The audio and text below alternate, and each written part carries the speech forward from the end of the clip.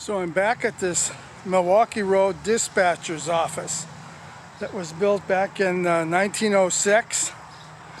But there's some discussion going on that it could have been built earlier. I think that's so cool, that kind of history. Anyway, it's open today, so we're going to go upstairs and see what it's like.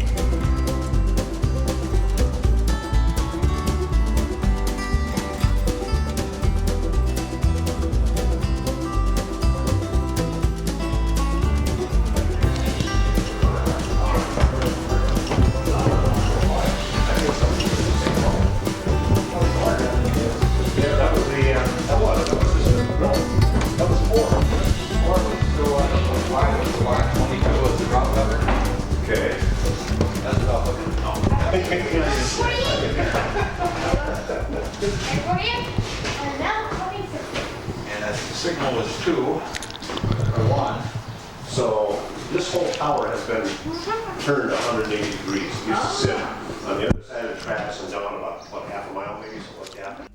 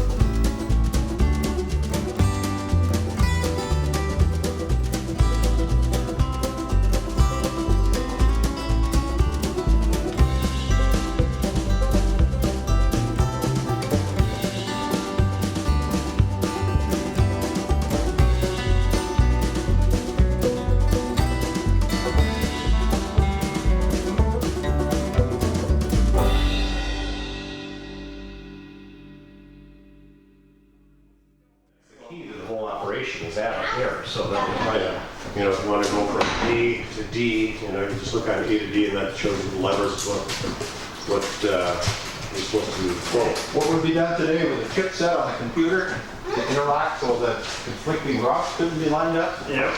It's done all mechanically. There's a series of rods down there that you've got to pull them in the exact sequence, in the exact order, and the rods, on the right route. otherwise the rods won't interlock.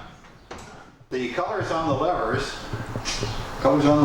are in order that they should be thrown. When they're in position, nothing is going to line up. They're not interlocked. When you pick a route, D to F say, you would pull out in the sequence on the chart. You would pull out lever 43, which in this case is multiple colored because the lock and the switch are on the same rod. Then you would pull out 44, which is a white one. That's the route lever. That checks the electrical continuity of the circuit. Only then can you pull out a red lever, which is the final signal that the train is going to observe.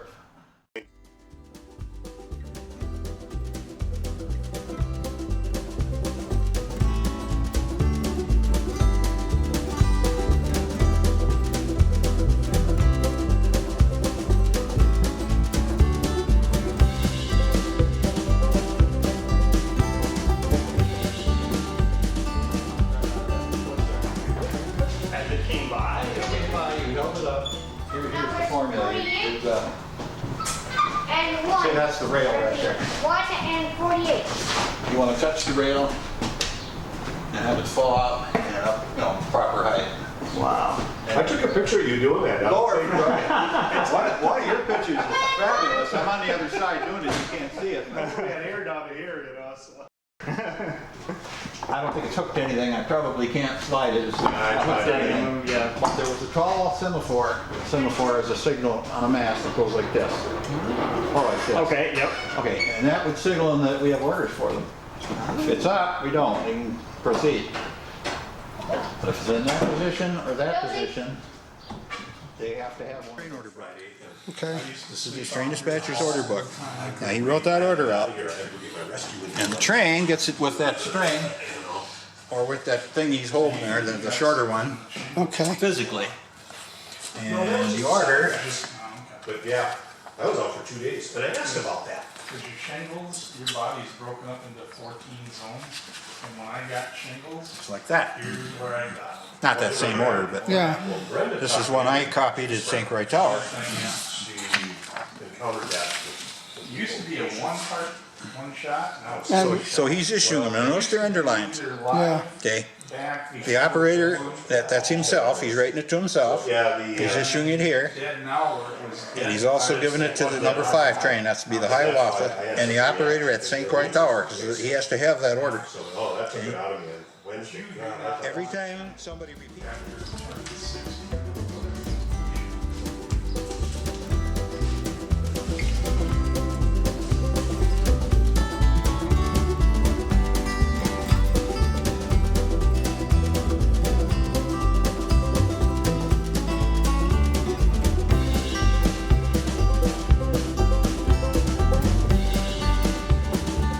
So, man, it's hard to beat this. Starting at midnight. Stuff, yeah. Okay. First westbound train was 1:20 a.m. by Hastings, by St. Croix at 1:22.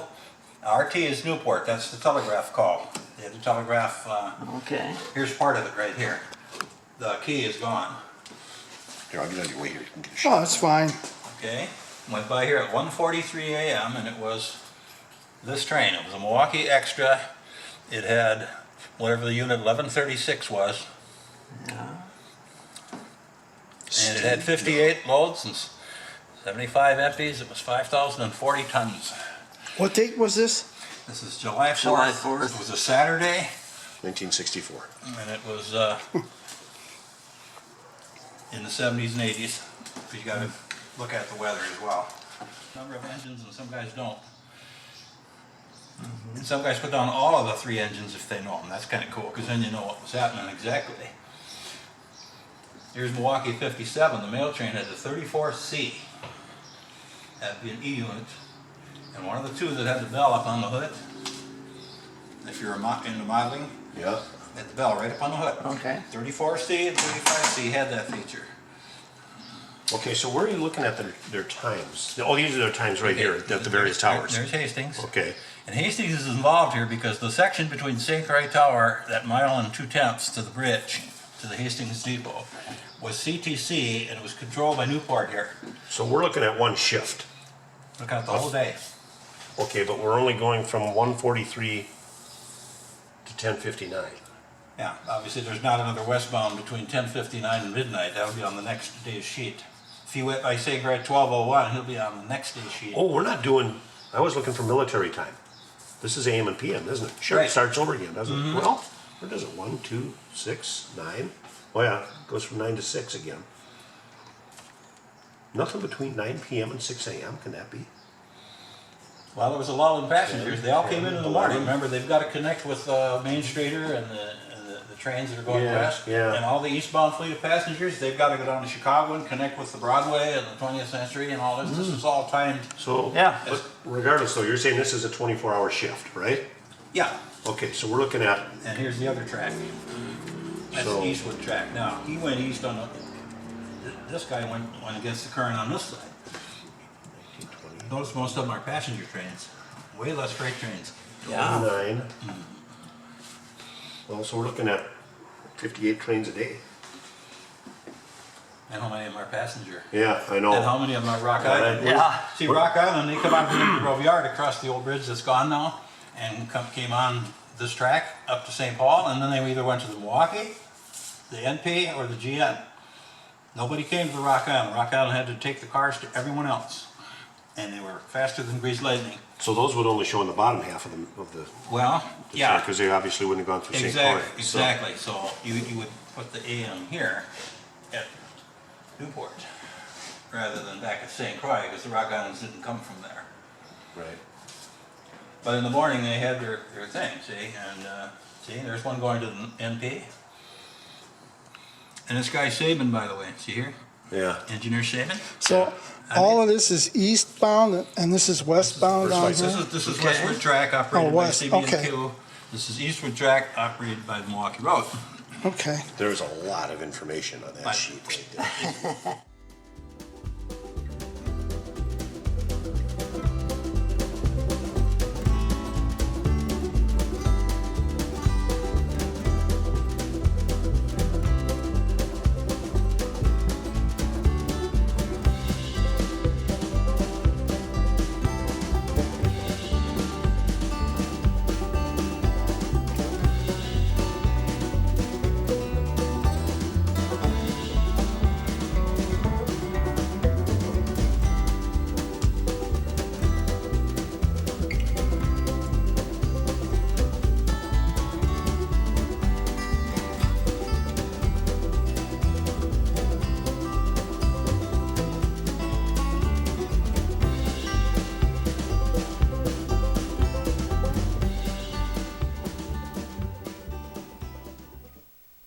So you pull those levers and they're attached to these rods.